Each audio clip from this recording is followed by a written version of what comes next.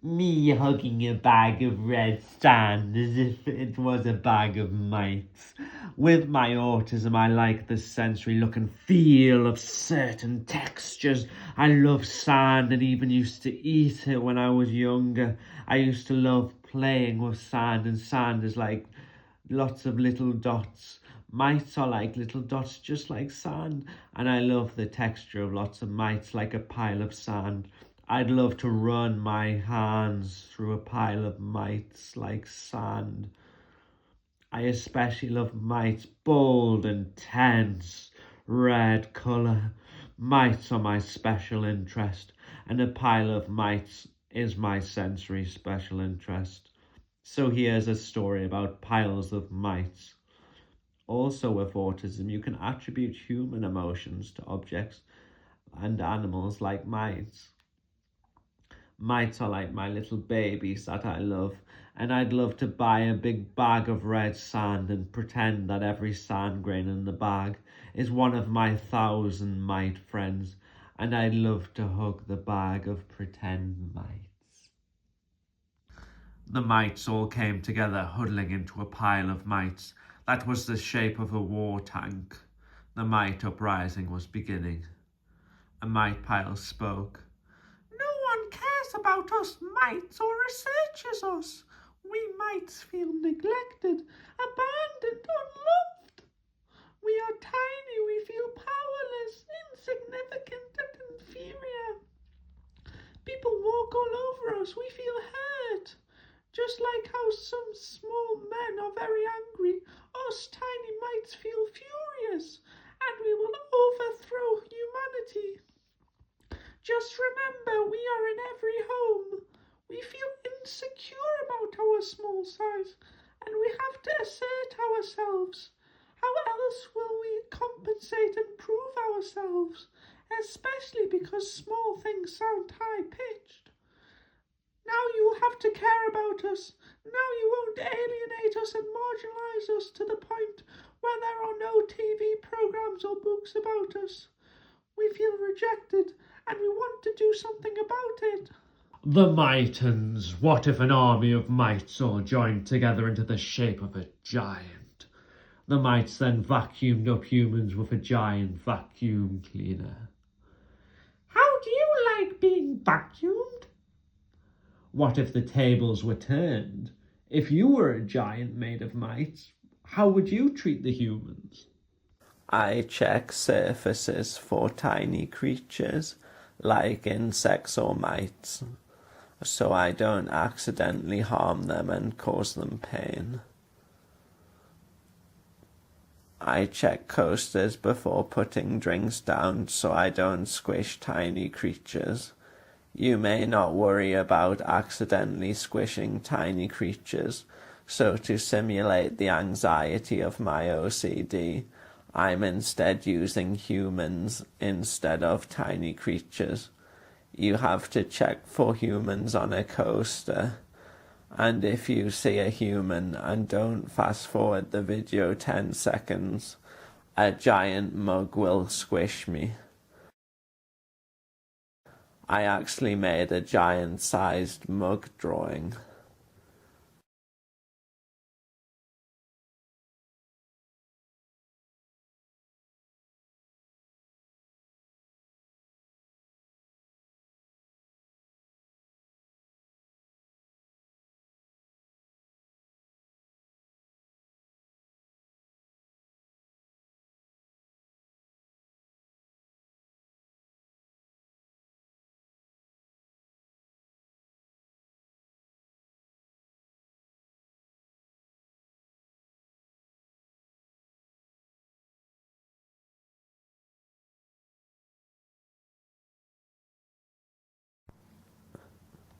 If you were a giant, would you check surfaces for humans?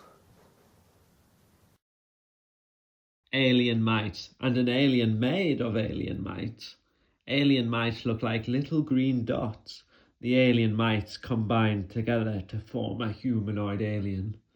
The alien mites come down from space to join the mites against human war. Me in night attire, Old pillows can contain millions of dust mites. I want to give an old pillow that's turned yellow a hug because it's like hugging millions of dust mites. But I don't really want to hug the pillow because I worry I might squish and hurt the dust mites. Beds are cozy and it makes dust mites feel cozy as I snuggle up to them in bed. I feel like dust mites poo. So I gave Dust Mite Poo my fringe and red glasses. I made an 11-hour video with over 500 of my drawings on autism, OCD, and personification. I thought the video would be so big and impressive that people would have to like it. People don't care about anything I care about. I feel isolated, rejected, and alienated, even among other people with autism and OCD. No one is similar to me. I've tried as much as I can to get people to like my videos. I give up. There's just no point to anything anymore. I'm just doing nothing. I won't watch TV or play video games or do anything. I don't want to do anything. I just want to die. I hate myself. I feel powerless and worthless. I feel invisible like the dust mite poo. I've tried as hard as I can with my video and I just give up on life. I'm not doing anything. I hate myself. I'm a worthless piece of poo. I keep crying. Maybe I'm just punishing myself. Dust mite poo is very special though. We excrete urine, some animals excrete uric acid, and some animals excrete ammonia, but mites excrete waste in the form of guanine, which is what DNA is made of. Dust mite poo is DNA, as if the poo is conscious or alive, like humans with their own DNA. I love mites, and when I cuddle an old pillow full of dust mite poo flies into the air. It must be fun for the dust mite poo being catapulted into the air. Maybe a bit scary for the poo, but the feces would be so light that they just flutter about like a graceful butterfly. A civilization of dust mites came together on my pillow. They extracted all the DNA from their own droppings and put all the DNA together into a genome. The mites created a new race of genetically perfect people. The people had golden skin like Adam Warlock from Marvel Comics. They were the first of the new race of people. They were like Adam and Eve, except society has progressed a lot since the Old Testament was written, and the mites had created Adam and Steve. This story is set during when mites were at war with the humans. The mites wanted their golden children to fight the humans. The golden people were gay and had pink fluffy war tanks. They wore pink Roman soldier outfits and made out with each other. I love pink and fluffy things and love that pink fluffy hat on RuPaul's Drag Race. The mites exclaimed to their creations, "You are our golden children. You can do nothing wrong. We will enable everything you do. Everything revolves around you. Whatever you need, you can have. You're all so gifted and you make me feel good about myself and my parenting. You raise my self-esteem and validate me." Deep down we know that no one loves or cares about us mites. Deep down we hate ourselves. But maybe if we can live through our golden children, then we can feel great about ourselves.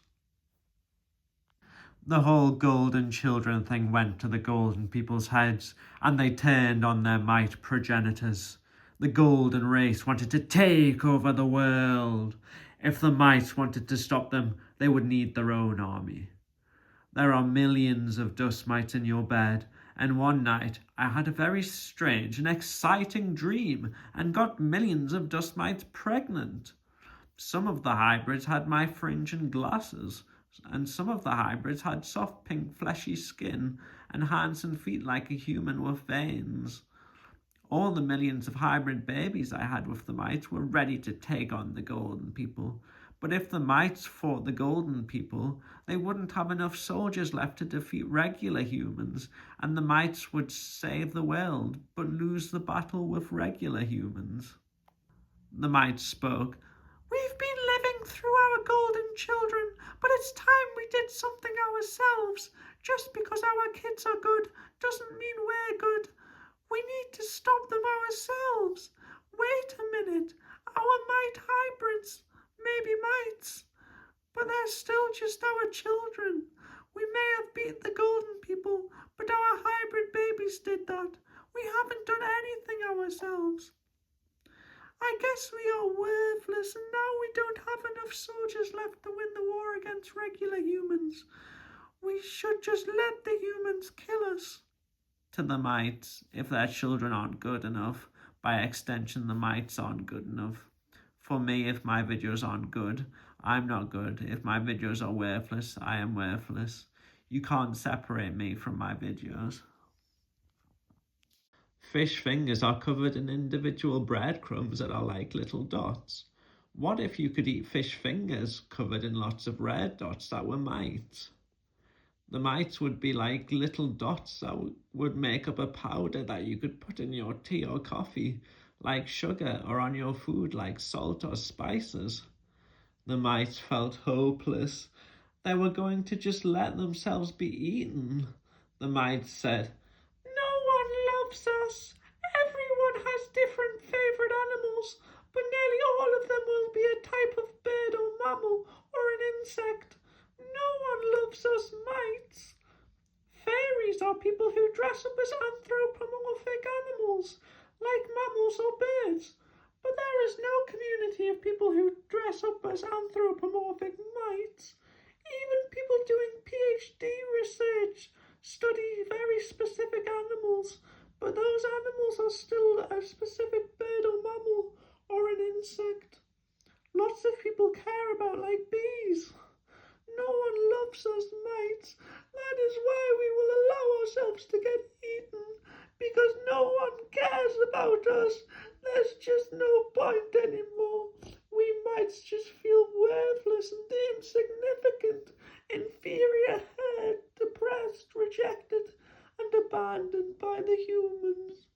The mice went to heaven, while there were 72 versions of me to love and care for the mites. The versions had my glasses and fringe. There was a worm version of me, an alien version of me, a fossil version of me, even poo versions of me. The mites finally felt very happy, loved and appreciated and special. In heaven, the dust mites lived on gold dust that covered the land. In real life, my friend had road rage and followed a car home and poured water on them. My friend is very nice and caring, though once you get to know her, and I'll keep her identity confidential. Some mites had been killed and went to heaven, but the remaining mites were still at war with the regular humans. Lots of water mites are like little different coloured dots.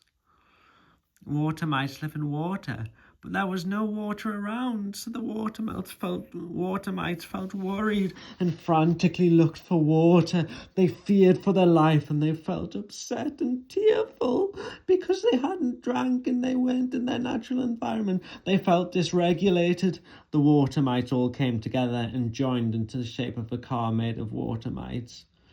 The car hastily drove around, and their lives were at stake. But no matter how far they drove, they couldn't find water. The mites were so desperate. They were crying so much. They couldn't see where they were going, and this made them drive badly.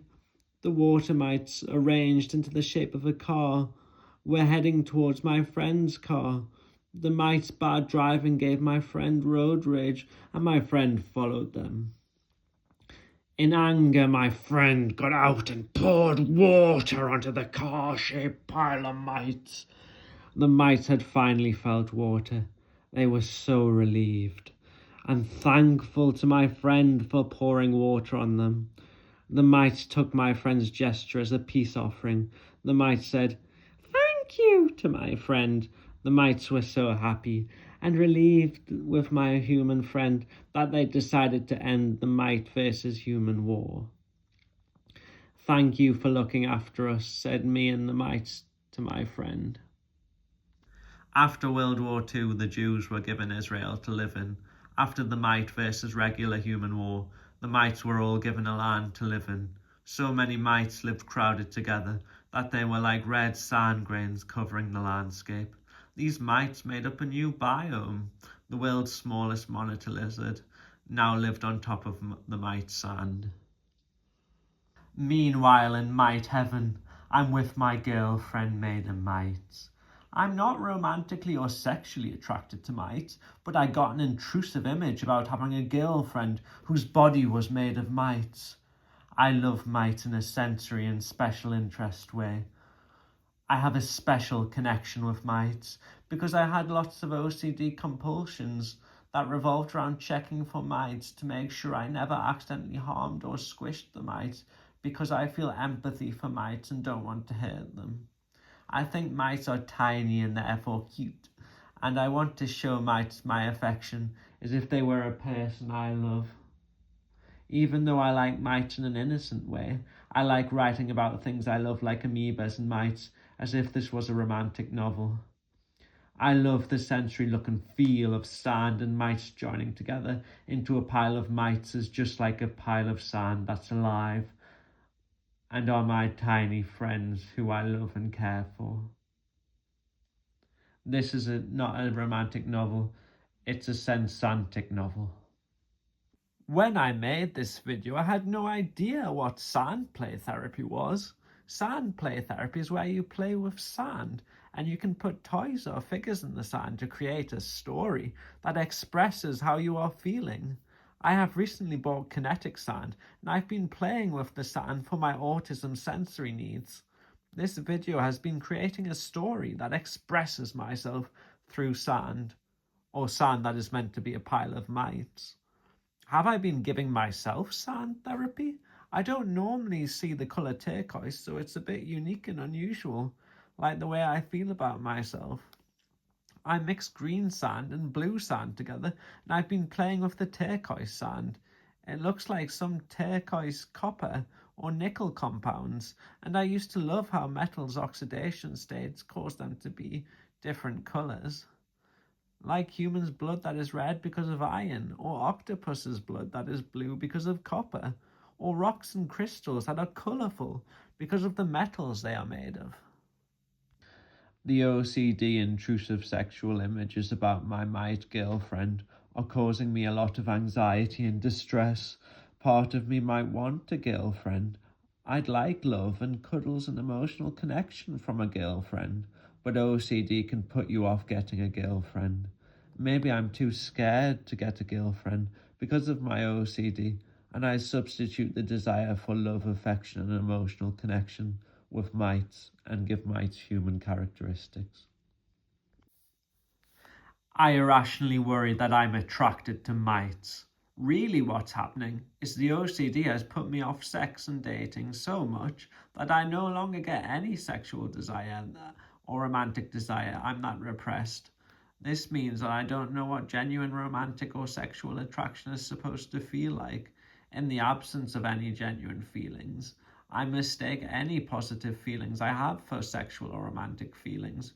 This could be the warm, fuzzy feeling of seeing something cute. It could be the emotional connection you have with a therapist. You could worry you love your mom too much and it's weird. Or you could mistake the love for your special interests as being romantic or sexual. You could think, maybe I love mites or rocks or single-celled organisms called amoebas too much. You could love the sensory look and feel of a pile of sand or mites and think, this is an intense feeling. Maybe it's because it's intense, does that mean I'm attracted to mites? And you could love the squidgy feel of single-celled amoebas and mistake this for being attracted to amoebas. I've even worried I'm attracted to atoms. I think the OCD may be the result of all these repressed feelings. I just feel so confused. And I think I'm such a sick, perverted freak. And I feel shame, guilt, embarrassment, and anxiety. But this is just my OCD making me think this, without any real evidence. One of my earliest memories is my dad rubbing a piece of sandstone and being like, look, bits of sand are coming off. It's made of sand. My dad says, rub-a-dub-dub, 3 rocks in the sea. And who do you think they are? The butcherite, the bakerite, and the candlestick make right. Sandstone is my favourite rock, and I like pink Garco sandstone as well. My pet rock is made of sandstone, and my pet rock says, "Don't rub me next." I don't keep animals because I worry I won't give them a good life, but I'd keep sand grains as pets and pretend they're mites. Maybe the sand grain mites infect my pet rock. Red sandstone full of red sand grains is like red mites all huddled together in a big cuddle pile, like a little civilization and social aggregation of mites. I had a baby with my mite girlfriend. Mites are round, tiny, and sometimes fluffy, like a cute baby. I drew lots of red mites that look like red dots, arranged to look like a baby. I want to care for the mites like a little baby and show them affection. Me and my mite girlfriend and mite baby moved into a house made of mites. The mite house was in the middle of a desert, and the desert was made of lots of little tiny mites instead of lots of little grains of sand. The landscape was scattered with rocks made of mites, as if they were like red sandstone, desolate yet serene, harsh but peaceful, isolated yet full of my mite friends. The glowing orange sunset engulfed us in a romantic glow. Because one of my parents was abusive, I wouldn't want to even shout or discipline my mite baby at all, because it would make me worry I was like my parent. I don't actually want children because I wouldn't be able to discipline them. I wouldn't want to impose my OCD's unrealistic moral standards on them and control them. How do you tell a child what is dangerous and what is morally wrong without knowing what is normal and what is just your OCD telling you to be too cautious? Maybe I would just let the child do anything and not discipline them. Permissive parenting can lead to narcissism as well. What if the baby has a personality disorder like OCPD, which is different to OCD? My parent had a lot of symptoms of OCPD. Will the baby turn out like my parent? Will I perpetuate the cycle of abuse and be abusive myself towards my mite girlfriend and mite baby? I used to have a pet orange gecko. You can get orange-coloured mites living on geckos called geckobia mites. But what if instead of mites just living on a regular gecko, the whole gecko was made of mites? I'm going through a phase where I like shades of orange, and me and my mite family got a pet gecko made of orange geckobia mites. I would work at an animal sanctuary, but it would be very distressing seeing animals hurt, and it would be a lot of responsibility. If you made a mistake, the consequences for the animal's well-being could be drastic. Mites and worms may not experience pain and suffering to the same degree as birds and mammals, and I've always thought if there was a worm sanctuary, I'd work there because the consequences and the anxiety around accidentally hurting the animals wouldn't be as much. If there was a mite sanctuary, I could work there, but mites are everywhere, so it would be impossible not to squish and hurt them. So I couldn't work in a mite sanctuary either, because my OCD would make me obsessively worry that I was going to hurt the mites. So I lived together with my mite girlfriend, my mite baby, and my mite gecko in a mite house in the middle of a mite desert with mite rocks and mite sand. My mum, my therapist I worried I was obsessed with, and another person I worried I was obsessed with, all have dark hair with a fringe. And in my mind, my mite girlfriend also has dark hair with a fringe. I think what's going on here is I love my mum very much in a completely innocent way. When I see people with similar hairstyles, it invokes positive, innocent feelings towards them. I then irrationally worry that these positive feelings towards the person mean I'm in love with them. When I have intrusive thoughts about my mite girlfriend, it triggers intrusive thoughts about my therapist because they have the same hairstyle And then the thoughts about the therapist trigger more thoughts about my mite girlfriend, and it's like a loop you get stuck in. That's just my theory though. And in the drawing, I made my girlfriend's hair red so it didn't look like anyone I know, and therefore wouldn't be creepy. Everything may be made out of atoms and particles, but there is also a theory in physics called string theory that proposes everything is made out of tiny strings instead of particles. I'm having intrusive thoughts about a girlfriend made of subatomic strings. I'm worried I'm attracted to subatomic strings. The Great Goblin from the Hobbit films is a giant, grotesque male goblin. I drew me clinging to the goblin's giant loose neck fat.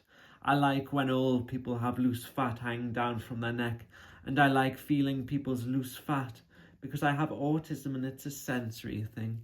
I worry I like loose fat for a sexual reason, and that even though I'm not gay, I worry I'm attracted to the Great Goblin's loose neck fat. So I'm in a polyamorous relationship with my mite girlfriend, my subatomic strings girlfriend, the Great Goblin, and my pet rockin' Dan the Pan. And these are real OCD thoughts and worries I've had. And we all live together in the house made of mites.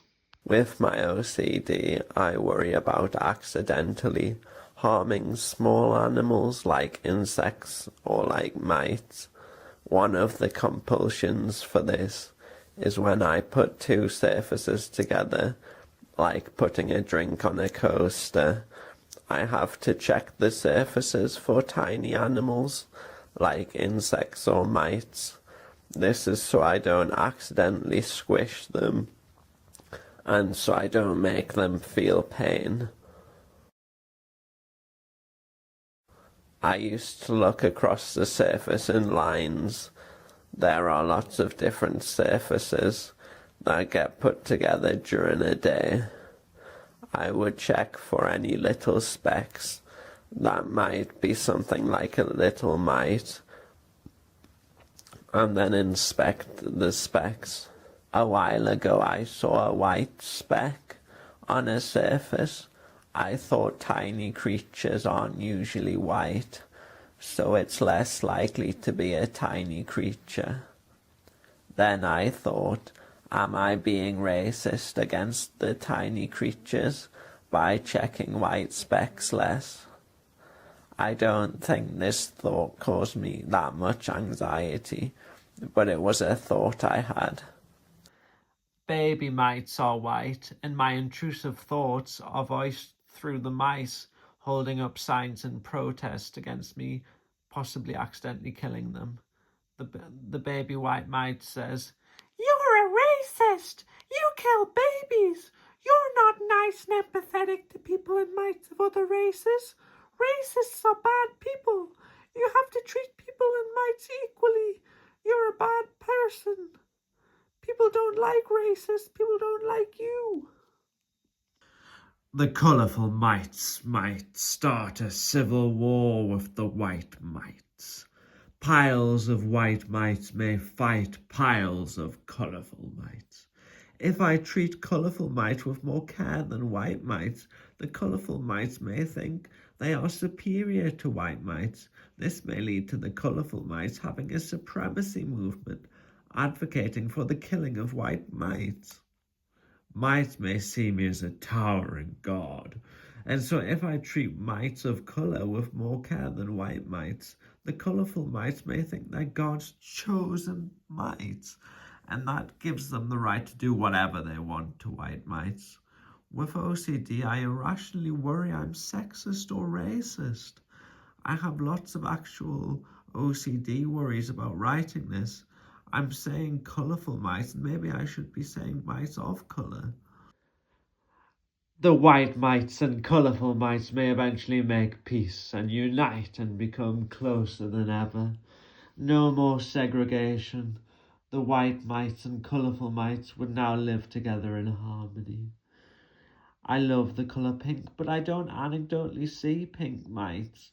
If all the red and white mites mixed together into a pile of mites, white and red make pink. The pile of mites would be pink. The desert made of mites would become pink. My house made of mice would become pink. My mite baby would become pink. Even my mite girlfriend would become pink. I said to my mite girlfriend, "Wait a minute, now you have the same colour face as my mom. No, no, no, this is too weird. Let's just be friends." My mite girlfriend said, "Good idea. I think you only really actually like mites in an innocent, loving and caring way. Just like you love your mom in the same innocent way as mites." While I may not actually be attracted to mites, that doesn't diminish the strong emotional connection with them. And maybe one day I'll have a strong emotional connection with an actual girlfriend. In Doctor Who, Daleks have squid-like creatures living inside them. In Doctor Who, there is still living, decomposed goo that used to be Daleks. In Doctor Who, you don't really see the decomposed Daleks, so I made up what they might look like. I like the sensory aspect of Daleks that have decomposed into a gooey ooze. I worry I'm attracted to decomposing Daleks, and that I'm a Dalek necrophile. One thing that may have contributed to the anxiety is that my mite girlfriend and subatomic string girlfriend looked a bit like the therapist I worried I was obsessed with. My mom has the same hairstyle as the therapist, and so I can make the two girlfriends' skin colour pink, like my mom's face. This means I now associate the mite person and subatomic strings person with the least likely person I would ever have inappropriate thoughts about. Since doing this, I haven't had any inappropriate intrusive thoughts about the mite person because I now associate them with my mom instead of the therapist. I drew a decomposing Dalek with my mom's hair and pink skin colour.